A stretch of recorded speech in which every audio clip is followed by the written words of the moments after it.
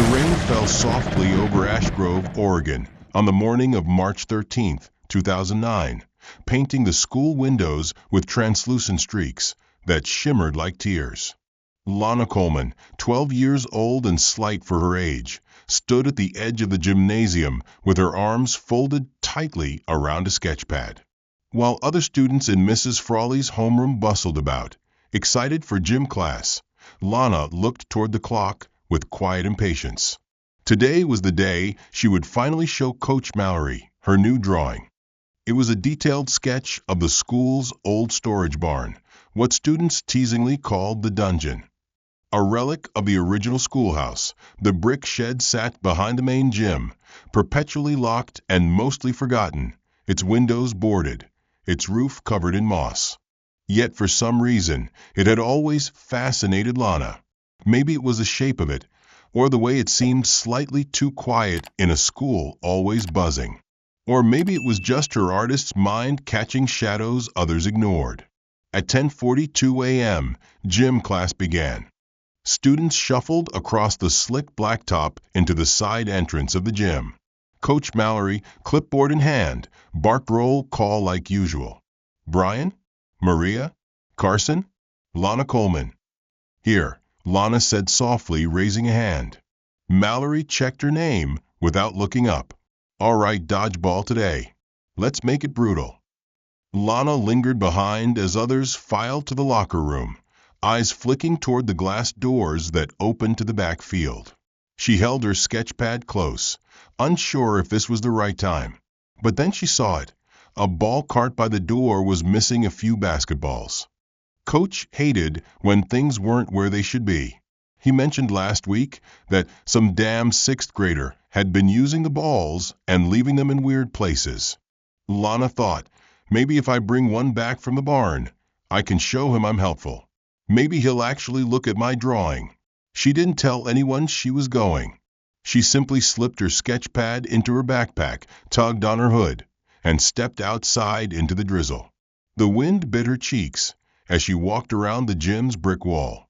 The field was empty. Students weren't allowed out during gym, but the barn loomed like a memory at the far end, about 50 yards from the school's main building. Lana approached cautiously. The lock on the front was rusted. She tried the side. It was ajar. Strange. She hesitated, but the thrill of disobedience sent a spark through her spine. Inside, it smelled of damp wood and old insulation. Light filtered in through the cracks. Basketballs, 3 of them, sat deflated near a splintered bench. She took one step in. 2. Her sneakers made soft thuds on the dusty wooden floor. She picked up a ball. Behind her, something creaked. She turned. Nothing there. But then the door slammed shut. By 11:20 a.m., Coach Mallory noticed that one of the teams was missing a player. Where's Coleman? He asked. Maria shrugged. She was here earlier, said Brian. Maybe she went to the bathroom. Mallory rolled his eyes. Bathroom during warm-up? Whatever. But a flicker of doubt crept across his face. At 12 p.m., lunch began. Lana didn't show. By 1:30, the attendance sheet was pulled up. Her name, checked present in homeroom, present at gym. No one had seen her leave. The security cameras behind the gym, which might have caught something, were reportedly down for maintenance. That evening, Rebecca Coleman arrived home from her shift at the county hospital to find Lana's shoes by the door, but no sign of her daughter. Her heart began to beat harder. She called the school. Then the police. A search began that night. Flashlights swept through the trees. Dogs sniffed the field behind the gym. Volunteers combed the entire area. But the old barn? Locked. Officially condemned. No one thought to look inside. When questioned the next day, Coach Mallory furrowed his brow. I'm certain she wasn't in gym class, he said slowly. I mean, she was on the list, but I don't remember seeing her. The statement puzzled investigators. The sheet had 100% attendance. Why would he mark her present if he didn't see her? The mystery rippled through the town. Flyers went up. Candlelight vigils were held. Rebecca appeared on the local news with trembling hands, pleading for information. Ashgrove began to whisper, "What kind of school loses a girl in broad daylight?" Months passed. Then years. The barn was eventually sealed with new locks, later rebuilt entirely. Teachers changed. Students moved on. But Rebecca did not. A week after Lana's disappearance, the house was quiet in the way only grief can silence a place. Rebecca Coleman sat on the edge of her daughter's bed, the morning sun crawling across the floor like a trespasser. The posters had already begun to fade on the telephone poles outside. Lana's face, once full of quiet curiosity, now stared back from dozens of Xerox sheets, with a forced smile and bold black letters reading "missing." Rebecca hadn't touched her daughter's room since the day she vanished. But that morning, something pulled her in. Not a clue, not a hope, just that unbearable itch of mother's instinct that says, "Something is off, something is here." She opened the small desk by the window, the one Lana used to doodle on during late autumn evenings. Inside the main drawer were pencils, erasers, a few candy wrappers, and a single balled-up pair of socks. Rebecca frowned. Lana always kept her drawers tidy. She reached in, the cotton damp, slightly sticky. Unraveling them, her fingers froze. The socks were caked in a reddish mud, not just any dirt, but the thick, iron-heavy soil specific to the field behind the gym. The kind you couldn't track inside unless you'd been exactly there. And there had been rain. Rebecca brought the socks to her nose. The faint odor of mildew and rot made her stomach tighten. These weren't worn during a walk to school. These had been out in the elements. She took photos, double-bagged the socks in plastic, and placed them in her bedroom drawer. The police wouldn't take her seriously, she already knew that. But she couldn't let them vanish like her daughter had. 3 days later, Rebecca sat across from Principal Vance Elroy in his office. A man in his early 60s with well-combed gray hair and a wardrobe that hadn't changed since 1984. Elroy was polite, stiff, always on the brink of some administrative apology. The window behind him overlooked the very field where Lana was last seen. "We've done everything we can, Mrs. Coleman," he said, hands folded, voice like syrup. "The school has cooperated fully with law enforcement. I understand how painful this is, but I found something," she interrupted, her voice calm but edged with steel. "In her desk at home. Muddy socks. Red clay. The kind from your back field. You told the news that area was off limits, that no student had any reason to be near the barn." Elroy shifted in his chair. "That is correct." Then explain to me how those socks ended up under her math notebooks. There was a pause, the kind that stretches, creaks, and begins to splinter. "Mrs. Coleman," he began slowly, "we checked the grounds thoroughly. The barn was locked. Maintenance staff confirmed it. Camera footage?" Rebecca pressed. "That was my next question." Principal Elroy cleared his throat. "The rear building cameras were down that day. Power glitch.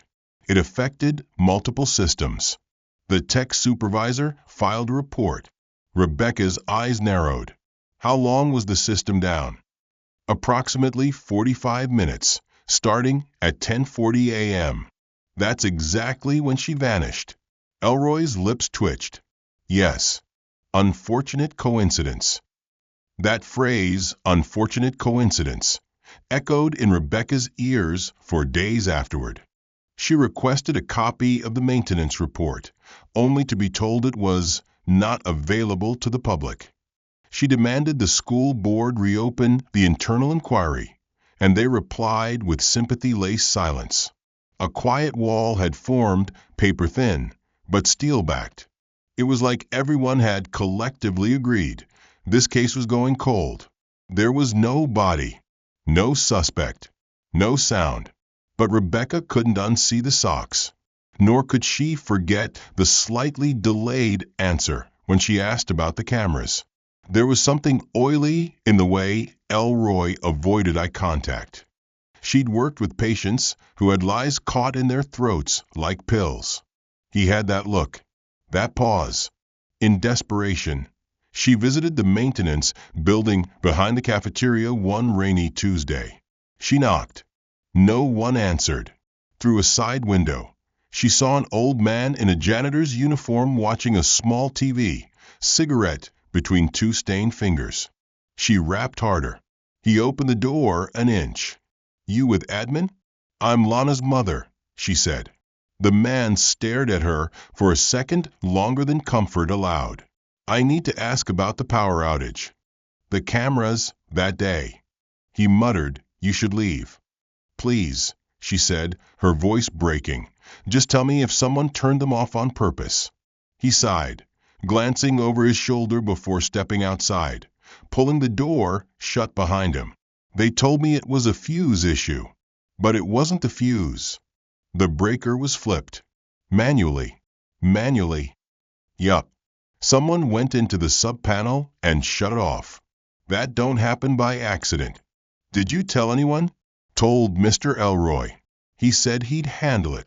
"And did he?" "Next day the panel was locked, and I was reassigned to mop duty." Rebecca stood in the rain as the door closed in her face. Her mind whirled. The breaker had been flipped manually. During the exact 45 minutes her daughter had disappeared. The barn door, once thought locked, was possibly open. The red mud. The socks. And now the cameras had gone dark at the precise moment they should have captured something, anything. Someone was hiding something. That night, she sat alone with Lana's drawing pad. She flipped through the pages. Flowers, birds, abstract trees. Then, halfway through a page, the storage barn drawn with remarkable precision, its door slightly open, and inside a shadow. The figure was faint, scribbled, faceless. But it was tall, definitely an adult. She stared at it for a long time. Her hands shook. Then she flipped to the next page. It was blank, except for 5 small, repeated letters in Lana's handwriting, lightly pressed in pencil, as if afraid of being caught. BACK. DOR. Rebecca closed the sketchbook, her breath shallow. Something told her Lana hadn't walked into that barn by accident. And someone had made damn sure no one could see what happened after. 2 years had passed, and with them, the town's memory began to erode like old stone left to the elements. The banners with Lana's face grew sun-bleached and curled at the corners. The posters were slowly removed from community boards, replaced by bake sales and football schedules. At Ashgrove Middle School, time wore its most dangerous disguise, normalcy. The school board had moved forward with their modernization project, citing safety hazards and the need for additional equipment space. One early morning in August, bulldozers arrived at the edge of the schoolyard and began to tear down the old storage barn. By noon, the structure had collapsed into a mangled ruin of bricks, beams, and forgotten air. There was no official statement, no ceremony, no forensic team to inspect the foundation, despite Rebecca's multiple written requests, and even a signed petition from a few stubborn townspeople. Her formal appeal for excavation prior to demolition was denied under jurisdictional inapplicability, a term that sounded professional but felt like an eraser rubbing away her daughter's last known steps. Rebecca stood outside the chain-link fence, the machinery rumbling behind it like thunder. Her eyes scanned every crack of falling brick, every puff of dust, hoping to see a sign, a shape, a bone, anything. Nothing emerged. Only silence, machinery, and the finality of concrete poured into the past. Later that same month, she sat alone in her kitchen, the light over the sink flickering with a faint electrical buzz. Mail had become an ordinary act of dread. credit card offers, hospital appointment reminders, and thick envelopes from support groups she no longer had the energy to attend. But that morning, among the usual clutter, one envelope stood out. No return address, no postage date, just her name, handwritten in all lowercase letters across a pale yellow envelope. Rebecca turned it over. It was sealed with glue, no tape. Her fingers trembled slightly as she slid a knife along the seam and pulled out a single folded page. No letter, no explanation, just a child's drawing on rough, fiber sketch paper. She blinked. It was the same kind Lana used. The same brand, same texture. Rebecca knew the feel from dozens of mornings sharpening Lana's pencils at the counter before school. The picture was simple, crude. Black pencil, with smudges along the corners where someone's fingers had pressed too hard. It showed a small room with thick brick walls and a narrow overhead bulb hanging by a wire, the kind of light that cast more shadow than glow. A single stick figure sat hunched in the corner beneath the bulb. Around it, lines suggesting cracks, chipped mortar, and what looked like scratch marks etched into the wall. At the bottom corner, faint and almost erased, was a signature, LC, in the tight, slanted script Lana had used in every art class she ever took. Rebecca gasped. Her knees weakened, and she caught herself against the sink. She examined the picture again, this time under the kitchen light. The figure was alone, the bulb slightly off-center, as if swinging, the walls too close together. She remembered something, a story Lana once told her about the barn. It's too small on the outside to be that big inside, Lana had said after sketching it from the back window one fall. Maybe it has a cellar. At the time, Rebecca had laughed. Now she couldn't. She called the police immediately, breathing fast. But they didn't share her urgency. Officer Mason Green, now detective, listened quietly on the other end of the line and finally said, "It's been over 2 years, Rebecca. It could be a prank. Kids see your name, your face, they get ideas. This is her paper, her pencil, her way of drawing brick. You don't understand. I do. But unless you have a sender or DNA, we can't do much with a sketch." "She's alive," Rebecca whispered. "Or was." "There's no proof of that," Mason replied, his voice soft. "We can log the item. But that's all." That night, Rebecca pulled out Lana's old sketchbooks and placed the anonymous drawing next to them. The similarities weren't just close, they were exact. The way Lana shaded corners diagonally, the way she drew light bulbs as ovals with zigzag lines. The walls, the placement of the figure, the spatial awareness. Lana had always been unusually precise for her age. This wasn't a copy. This was hers. Somehow, somewhere, Lana had drawn this. And someone had mailed it to her mother. For the next few weeks, Rebecca watched her mailbox like a hawk. Nothing came. Then one day, inside her library locker, where she shelved returned books, she found a sticky note on a children's novel. Look closer. At first, she thought it was meant for a student. But then she opened the book.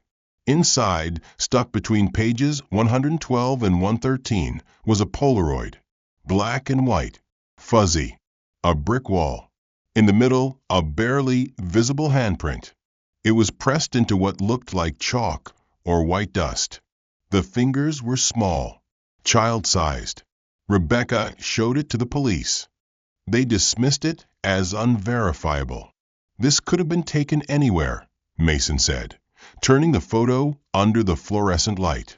"You need context, a timestamp, a location." But he looked troubled. And that was enough.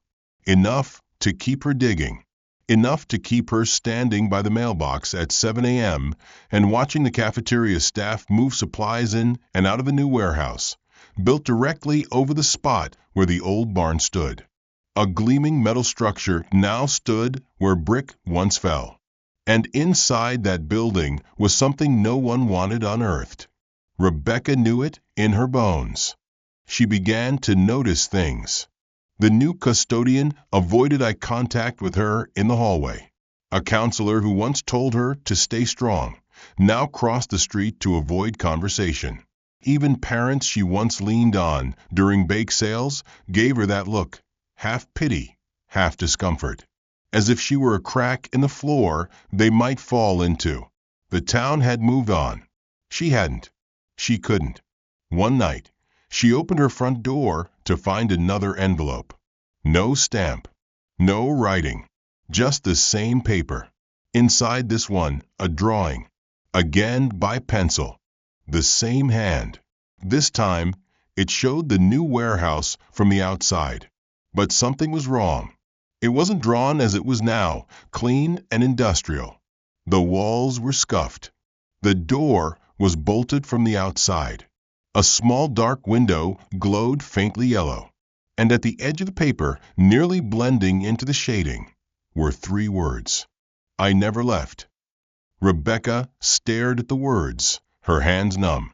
The bulb in her hallway buzzed and went out, casting the house into 16 years after Lana Coleman vanished without a trace.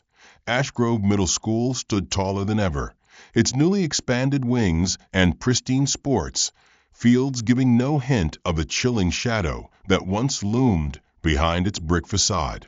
Most students now didn't know her name. Faculty turned over, buildings modernized, and memories faded into the neat order of fire drills and prom announcements. But one man, recently hired and entirely unaware of the school's unspoken history, began to notice what others had long learned to ignore. Mr. Frank Darrow, 58, stocky with a perpetual furrow between his eyes, was the new custodian and night security guard. After retiring early from decades of construction site oversight in Idaho, he had taken the job hoping for peace, routine, and isolation. Ashgrove was quiet, predictable, until it wasn't. He'd been in the job 3 months when he was assigned to reorganize storage in the rear wing's maintenance shed, a sleek, aluminum-sided building that had replaced the condemned barn over a decade prior. The space smelled faintly of bleach and damp cardboard.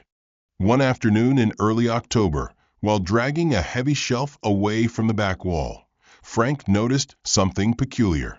The back paneling, with laminate installed during the first remodel, was slightly warped on the bottom edge, as though damp had bloated the grain beneath. That in itself didn't alarm him. Oregon's humidity was merciless on cheap materials. But as he leaned down to inspect it, a sharp edge caught his glove. He cursed softly and turned his flashlight toward the seam. A small section of the panel had split just enough to reveal a flash of old brick behind it. That made him pause. The shed was supposed to be a full rebuild. Poured concrete foundation, steel frame. Brick shouldn't be there. Curiosity pried at him. He wedged a flathead screwdriver between the laminate panel and the wall, pried once, twice, and the warped board cracked free with a groan. Behind it, aged red brick, mottled with streaks of calcium, patches of black mildew, and one unmistakable, bone-white smear that made his spine tense. It looked like scratches. Not random scrapes from construction or dragging equipment.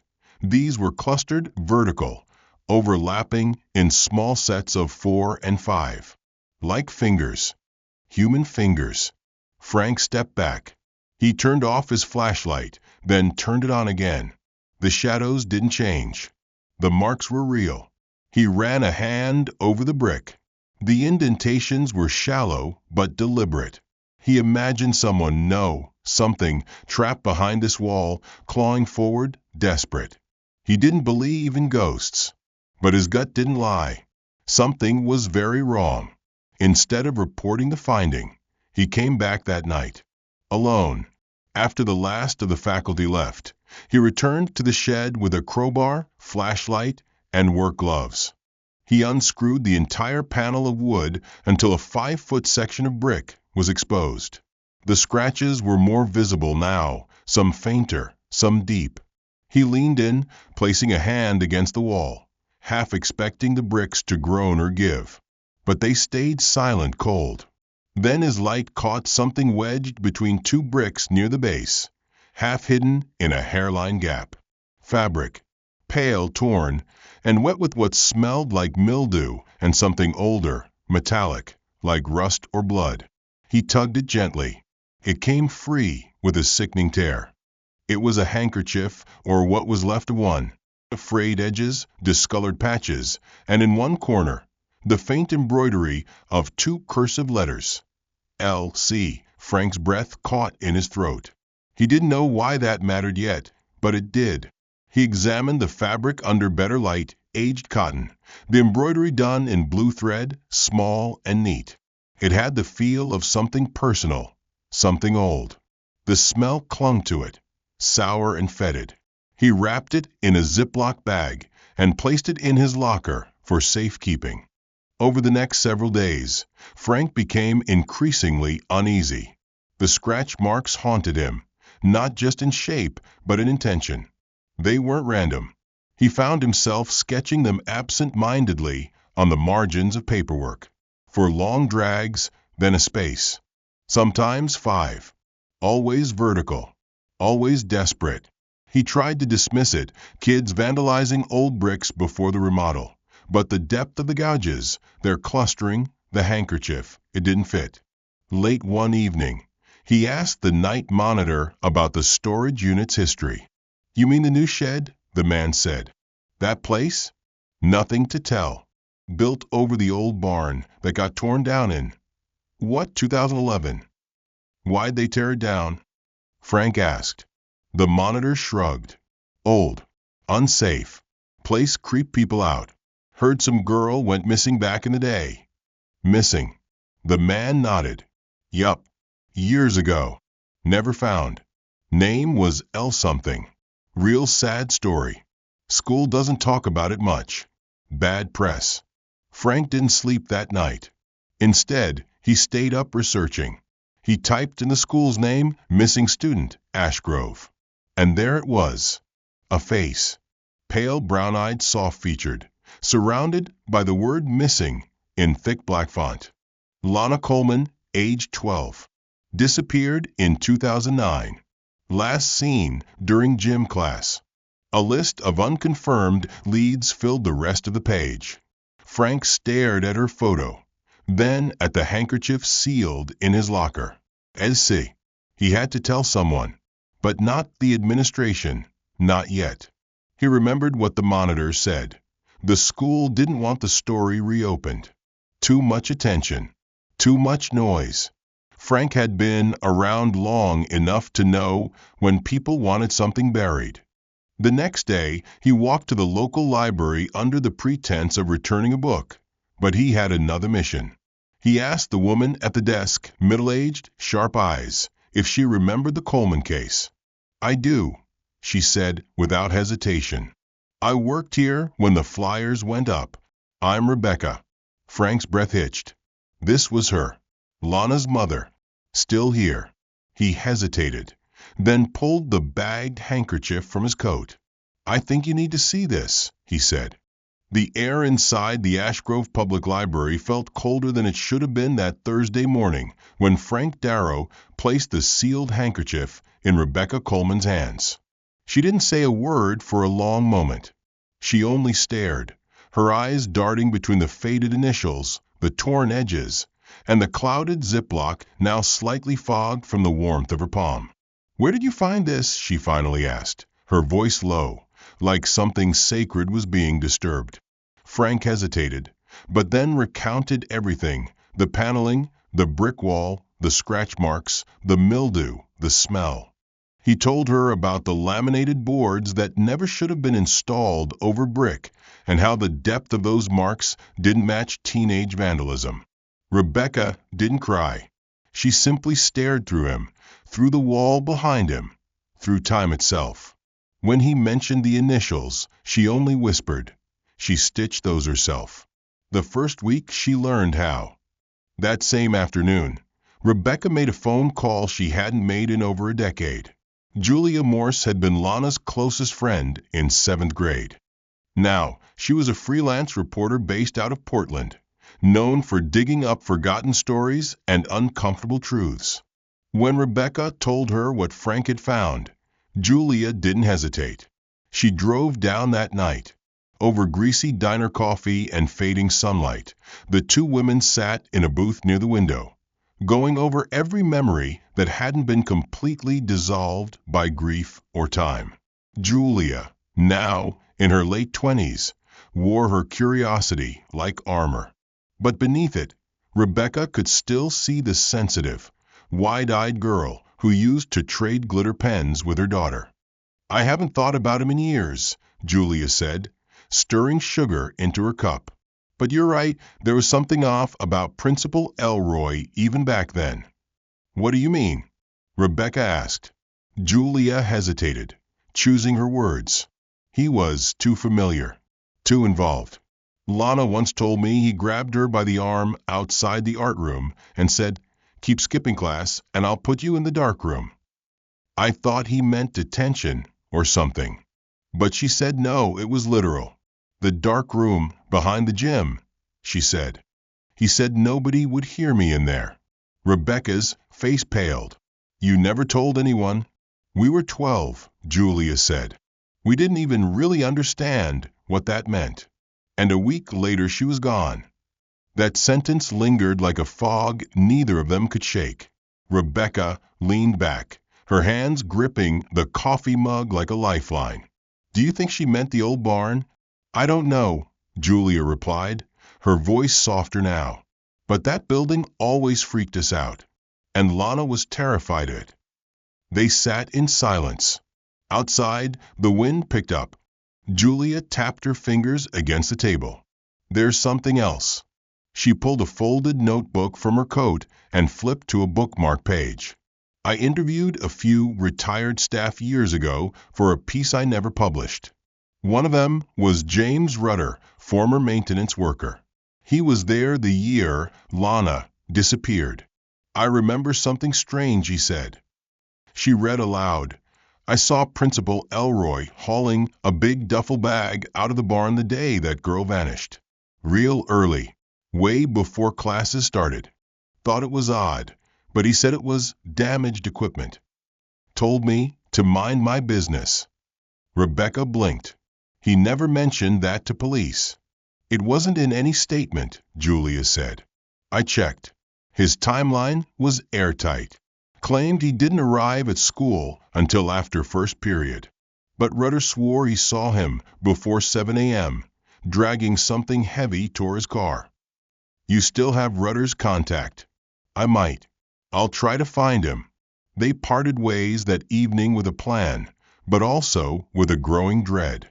The drawing, the handkerchief, the scratches, the memory of a threat, a principal with a missing hour, and now a possible sighting of him, alone, dragging something that no one ever followed up on. Julia called 3 numbers that night before finally reaching James Rudder's son. "He's in assisted living now," the voice said, "but still sharp when he's in the mood." The next morning, Julia and Rebecca drove to West Glenwood Assisted Care Facility. Room 214 was small, neat, with curtains drawn and a radio humming old jazz. James Rudder, now 78, greeted them with a wary glance. But when Julia mentioned the Coleman girl, something flickered behind his eyes. "I always knew something wasn't right," he muttered. "Knew it then, still know it now." "What exactly did you see?" Julia asked, recorder poised but respectful. James took a moment. "Was doing my usual open-up round. Checking the plumbing in the east wing before students showed up. Passed by the old barn around 6:45. Saw Vance Elroy there. He wasn't supposed to be. Had a duffel, black canvas, big enough for sports gear or maybe bigger things. He didn't say morning. Just nodded and said he was clearing out old junk." "Did you report it?" Rebecca asked. He shook his head.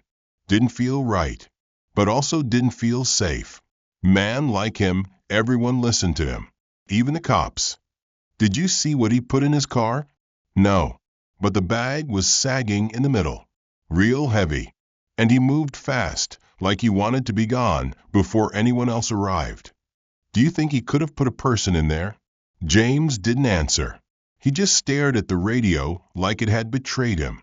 Back in the car, Julia turned to Rebecca. "This is something," she said.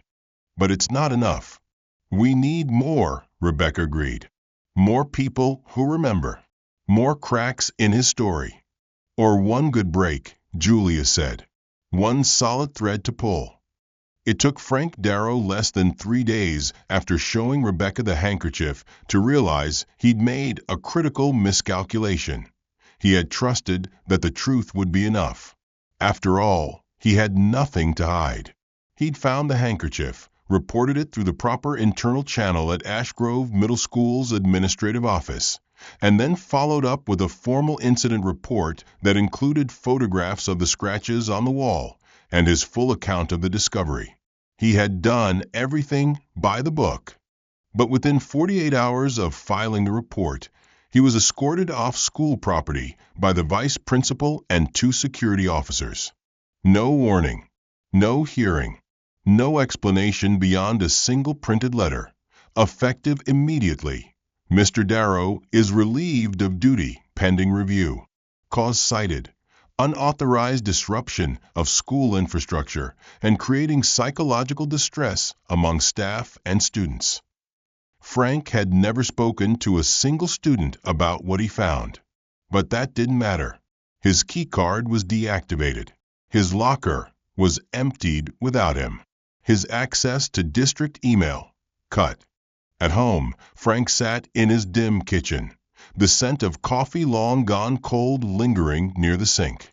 He stared at the folded dismissal notice and felt that old anger from the construction sites rising in his chest, not the heat of injustice, but the quiet boil of knowing you'd been stepped over because someone higher up wanted silence more than truth. He picked up his phone and dialed Rebecca. She answered on the first ring. "They fired me," he said simply. "Jesus," she breathed. "We knew it was a risk." "Yeah, but not this fast," Frank muttered. "I didn't even say anything publicly. Just a damn report." "They're afraid," Rebecca replied. "They know if this gets out, it won't stop with the school. It'll go straight to the press." Frank paused.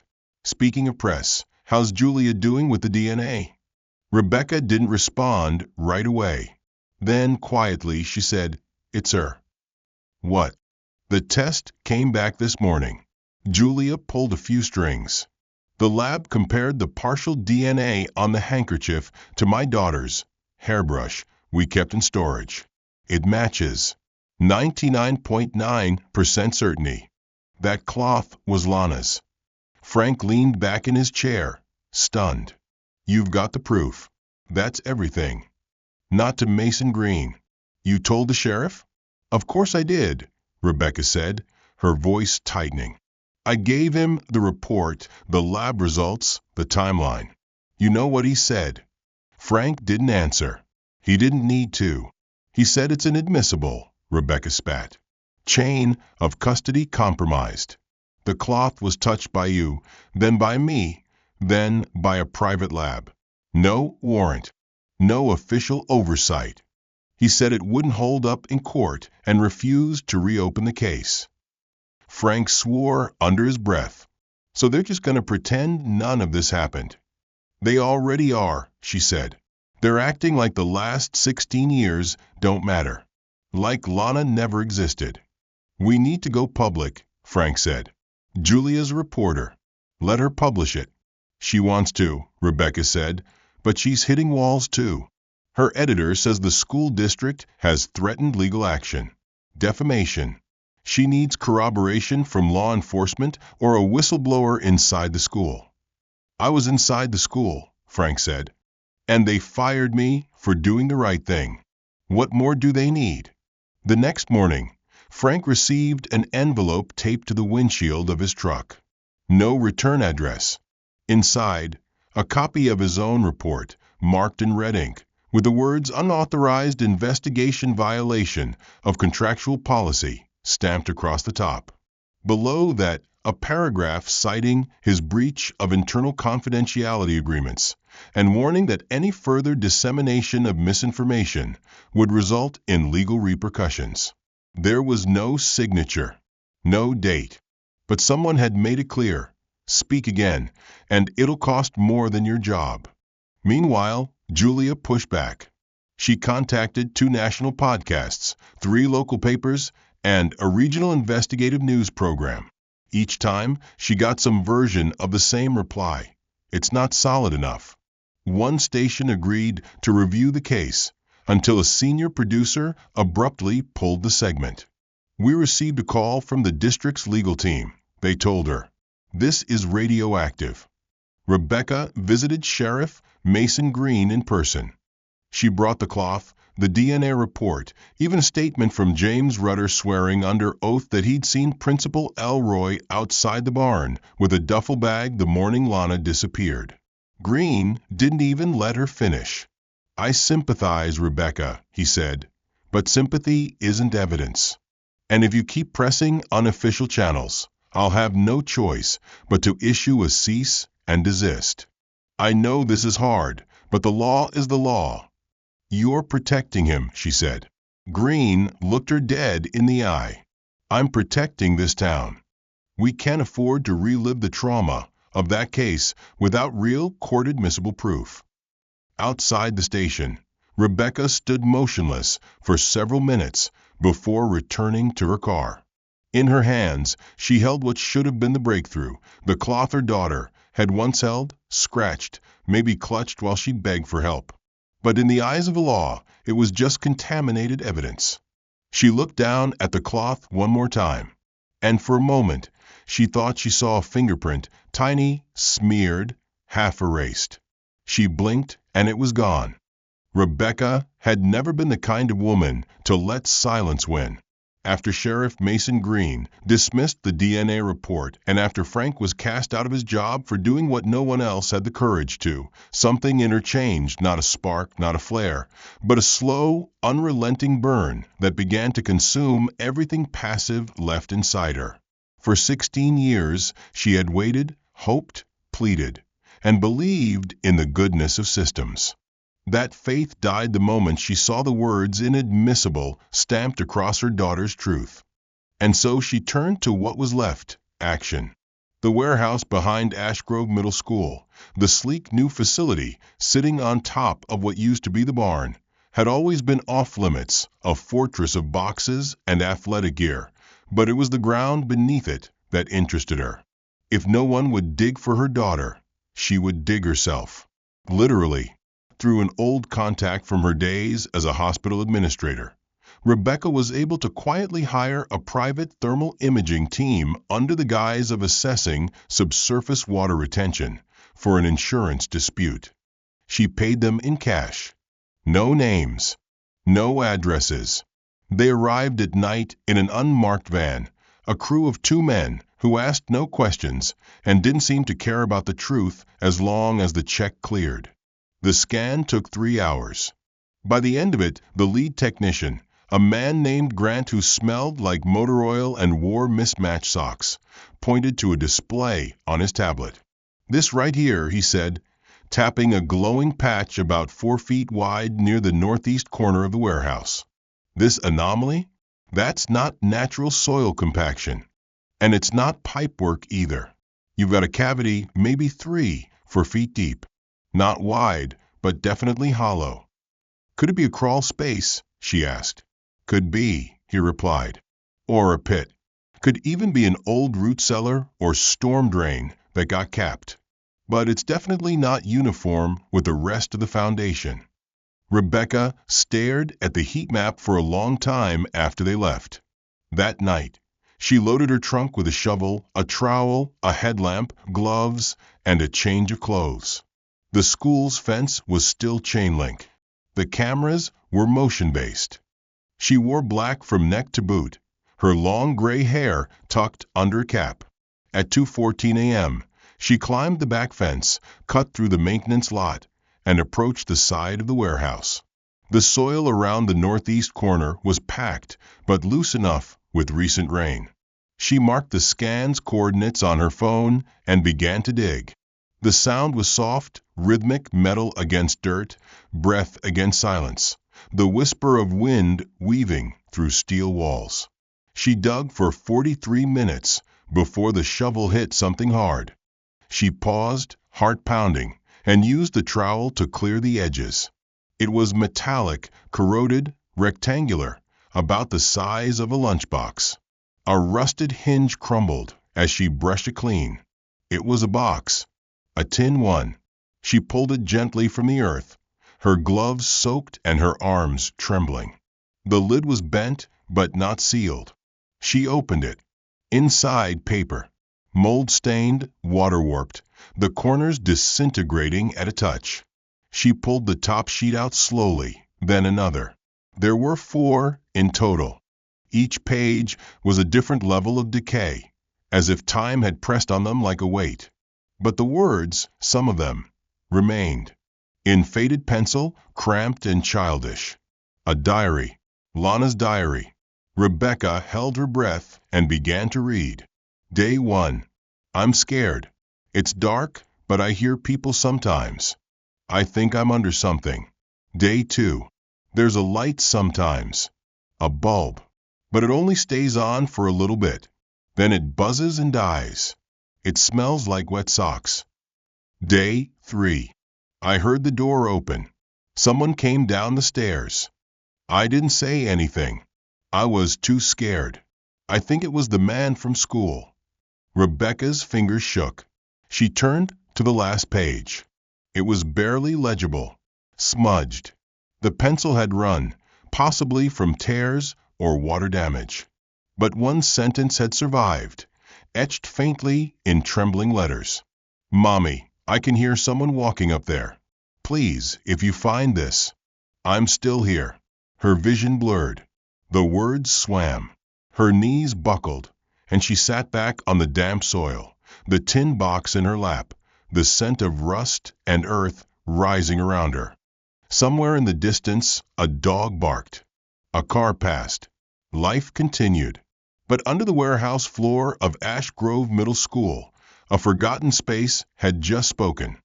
Rain had returned to Ashgrove with a steady persistence, tapping against windows and soaking the sidewalks in an endless rhythm that seemed to echo the slow, deliberate beat of something older, something buried.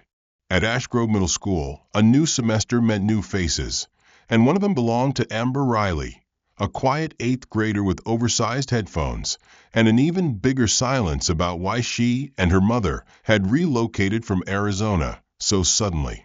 She kept to herself, answered only when called on, and spent lunch breaks sketching in her notebook, never eating. But as the clouds thickened and the rain grew colder, Amber began to dream.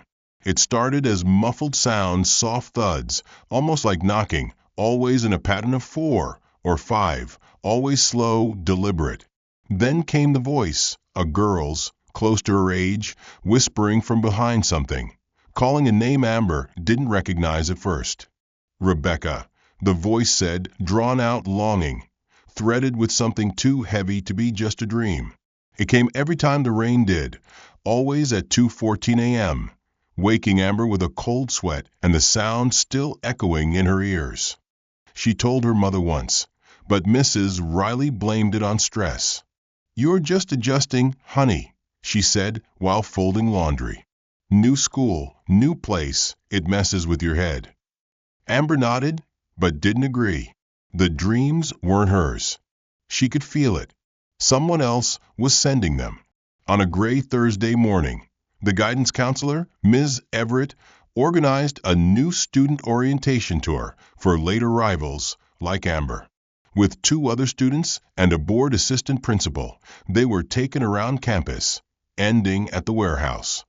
This is our athletic supply center, the assistant principal explained, unlocking the side door with a key fob. Only authorized staff are allowed in normally, but we'll make an exception today.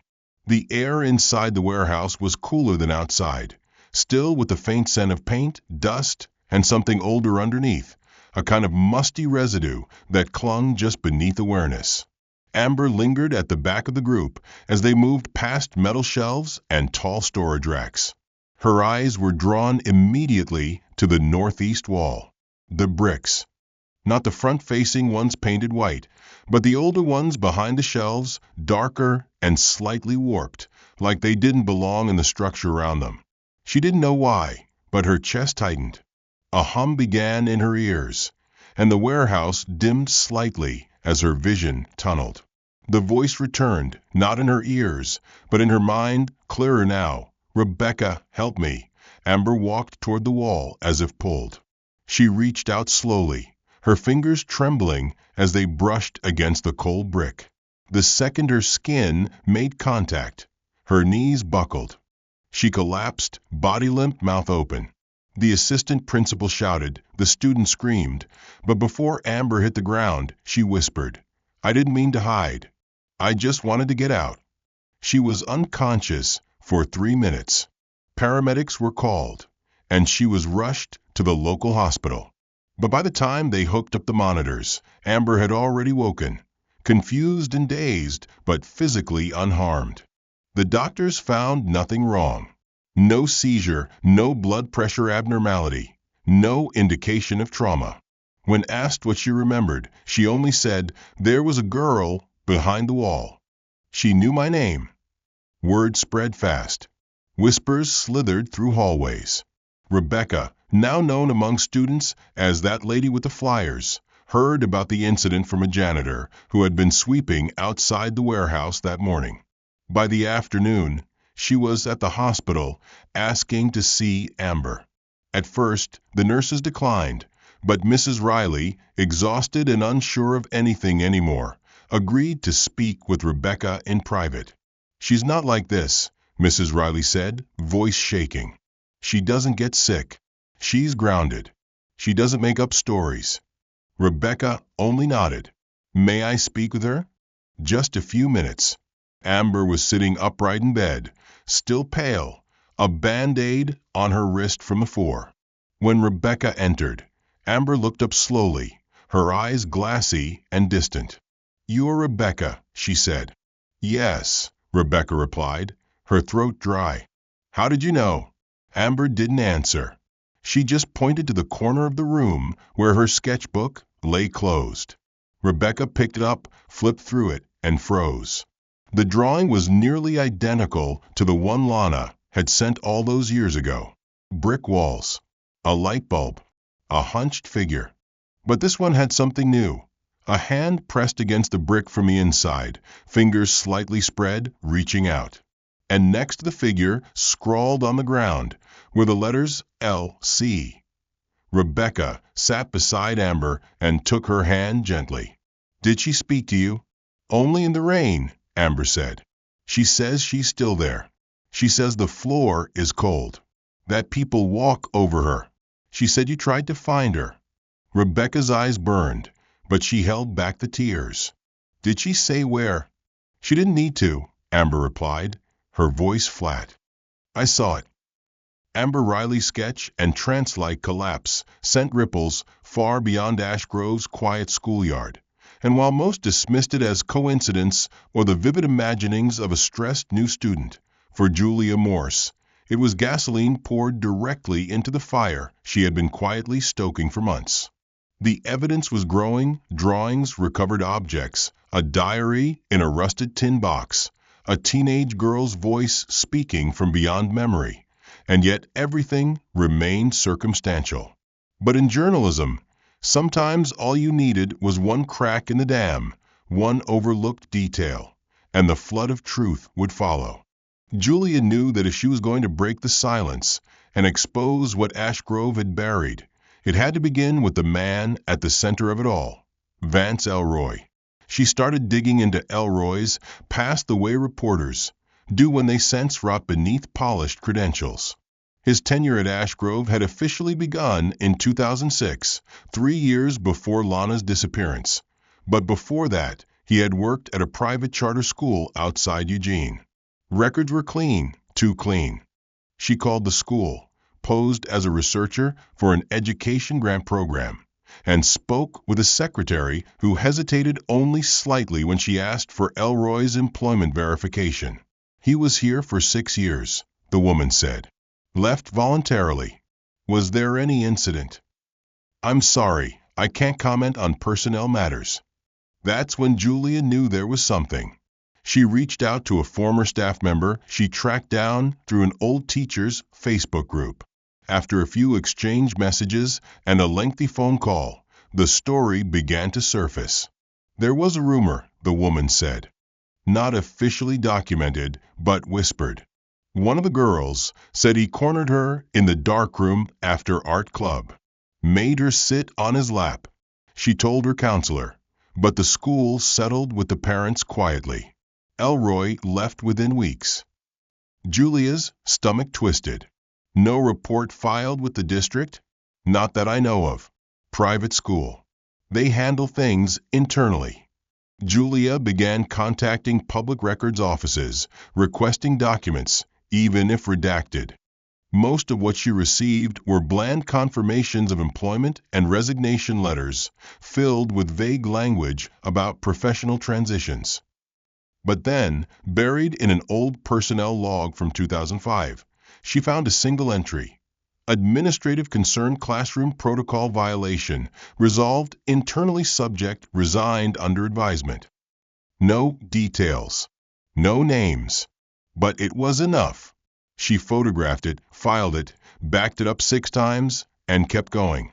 While working through an archive of old local news images from Ashgrove in 2009, she stumbled on another piece that would finally begin to rip away the facade. The photo itself was unremarkable, a group shot taken during a spring open house event on campus, published in a community newsletter. It showed a crowd of parents and students gathered in the schoolyard, balloons, food tables, teachers smiling. But in the background, slightly blurred and tucked into the upper right corner, was a shadowed alleyway that led toward the old barn. Julia zoomed in. What she saw made her breath catch. There, at the edge of the frame, was Principal Elroy, and beside him, hand in hand, was a small girl in a green windbreaker. The jacket matched one Lana was last seen wearing, according to her mother's description. Her face was turned partially away, but the size, the height, even the ponytail, it all fit. Julia enhanced the image, ran it through facial recognition software using Lana School Photo. The match probability returned at 86%. Not definitive, but close. Too close. She printed the image, circled the figures, and brought it to Rebecca the next day. Rebecca held the photo with both hands, as if afraid it might crumble. "That's her jacket," she whispered. "We got it on sale at Target. She wore it every Thursday because it had deep pockets for her sketchbook." Her voice trembled. "No one believed me when I said he acted strange around her. They told me I was projecting." They took the photo to Mason Green. Again. This time, he stared at it longer than usual. His jaw flexed. "This doesn't prove anything," he said, but there was doubt in his voice now. "It could be another student. You can't see her face." "She was 12, Rebecca said, barely containing the rage in her throat. "And he's holding her hand." "There's no context," Mason insisted. "He could have been escorting her back to class." "Toward the barn?" Julia asked. "That building was off limits that day. You told us so in your initial statement." "This image isn't time-stamped," he shot back. "It could be from earlier in the year." But Julia saw it, the hesitation, the shift in tone, the subtle glance toward the photo as he placed it back on the desk. She knew the seeds of uncertainty had been planted, and with them, the first cracks began to form. Not enough to open a case. Not yet. But the structure was weakening. And truth, she knew, was patient. It only needed time. The district finally gave in, not out of conscience or clarity, but because the pressure had grown too loud to ignore. Julia's article had gone live in early spring 2025, cloaked in careful language, but undeniable in its implication. A school, a girl, a wall, a man with too many shadows behind his smile. Parents began asking questions. Alumni started sharing stories. A former teacher, anonymous, confessed to feeling uneasy about how Principal Elroy had favorites. The photo Julia uncovered was passed around town like a relic. And so, the Ashgrove School District, under the guise of safety renovations, quietly approved a full demolition of the storage warehouse, the same one built over the ruins of the barn where Lana was last seen. No ceremony, no reporters allowed, just fencing, equipment, and a construction crew that didn't ask what lay beneath. Rebecca stood behind the yellow tape every morning, watching silently, her arms crossed, expression unreadable. Frank stood beside her some days.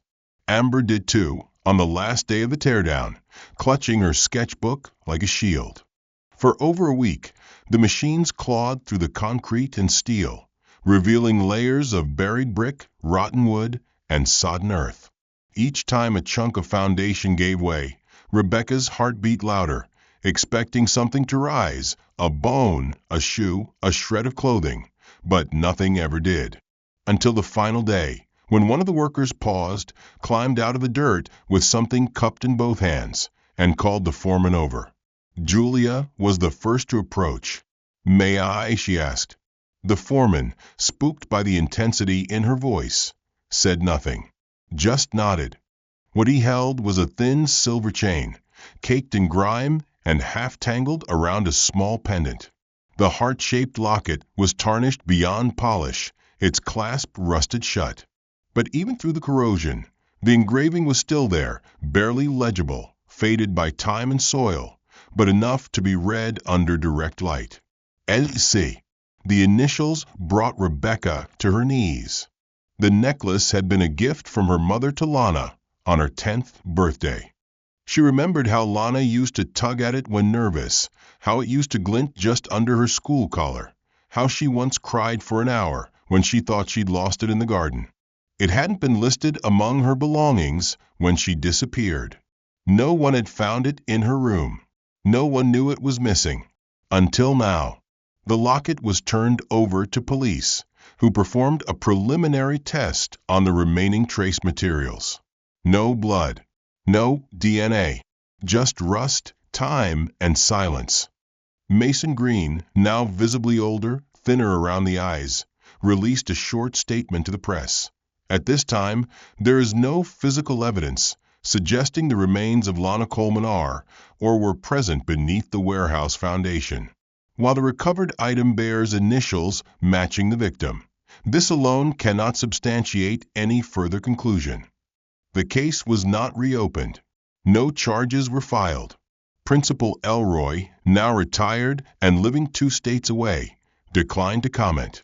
The following week, on a quiet Sunday afternoon, Rebecca returned home from the market to find a plain white envelope wedged beneath her front door.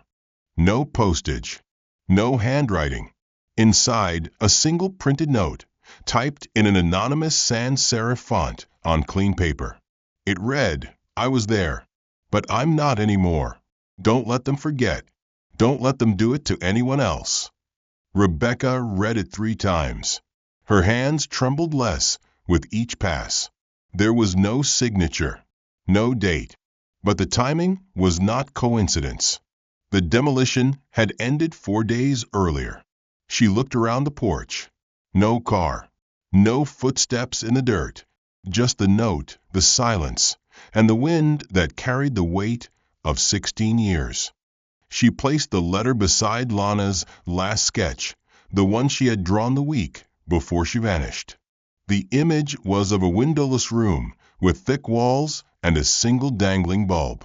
She stared at it for a long while, wondering how many days her daughter spent drawing the same things over and over again, not because she wanted to, but because it was the only way to stay sane, the only voice she had left. That night it rained, soft at first, then heavier. Rebecca lay in bed with the window cracked open, the sound familiar, haunting. at 2:14 a.m. She thought she heard it again, the knocking, slow and steady, from somewhere just beneath her thoughts. Not outside, not in the house, but deep, low internal. She didn't move. She didn't panic. She just whispered, "I know." Julia's story continued to circulate online, gaining traction in forums, true crime podcasts, and long threads of theory and speculation. Some called it a haunting. Others called it a cover-up. No one could agree on what really happened. But everyone felt it now, that Ashgrove wasn't just a town with a missing girl, but a place that had looked away for too long. The warehouse was gone.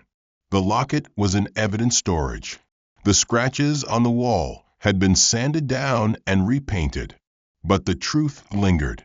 It lingered in Amber's dreams, in Rebecca's inbox, in Julia's next draft, and somewhere in the cracks of memory and mortar, it waited, unfinished, unburied, unspoken.